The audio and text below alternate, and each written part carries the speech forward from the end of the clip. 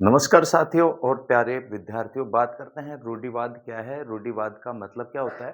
तो देखिए, जो रूढ़िवाद का जो मतलब होता है कि रूढ़िवादी जो है एक प्रकार की जो है विचारधारा है। विचारधारा का मतलब हम सोच से ले सकते हैं, जो किसी चीज के बारे में पुराने समय से चली आ रही जो है तथ्यों और सिद्धांतों में जो है ये विश्वास करती है, ये विचारधारा, और उसी को जो है स्वीकार करती है। इसके अलावा अपन एग्जाम्पल के तौर पे देखें, उदाहरण के रूप में, तो लड़कियाँ तो पराए घर का धन होती है, एक ये पुरानी सोच है। तो ये रूढ़िवादी विचारधारा के जो है एक एग्जाम्पल इसको कह सकते हैं। दूसरा उदाहरण देखें कि चंबल क्षेत्र के लोग डाकू बनते हैं, ये ज़रूरी नहीं है। किसी क्षेत्र के विशेष लोगों को जो है कि उस क्षेत्र के जो लोग होते हैं वो ही बनते हैं। ये एक पुरानी सोच है, तो ये भी एक रूढ़िवादी विचारधारा है।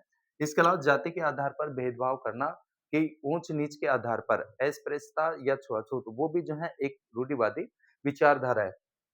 इसकी विशेषताओं की बात करें तो रूढ़िवादी विचारधारा के लोग जो हैं, एक तो तीव्र परिवर्तन का यानी तेज गति से होने वाले परिवर्तनों का विरोध करते हैं। इसके अलावा रूढ़िवादी विचारधारा एक मानसिक प्रतिमा है यानी संकीर्ण सोच है।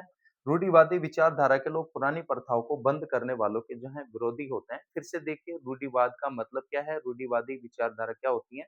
तो रूढ़िवादी जो विचारधारा है वो एक प्रकार की विचारधारा या सोच है जो किसी चीज के बारे में पुराने समय से चली आ रही जो है तथ्यों और सिद्धांतों में विश्वास करती हैं और उसी को स्वीकार करती हैं। उदाहरण के रूप में देखें, तो उदाहरण के रूप में जैसे लड़कियां तो पराये घर का धन होती है, एक पुरानी सोच है, इसको हम रूढ़िवाद कह सकते हैं। इसके अलावा चंबल क्षेत्र के लोग डाकू बनते हैं, ये भी जो है रूढ़िवादी विचारधारा है। और जाति के आधार पर भेदभाव करना, ये भी एक रूढ़िवाद है। इसके अलावा इसकी विशेषताओं की बात करें तो रूढ़िवादी विचारधारा के लोग तीव्र परिवर्तन का जो है विरोध करते हैं। इसके अलावा रूढ़िवादी विचारधारा एक मानसिक प्रतिमा है यानी संकीर्ण सोच है।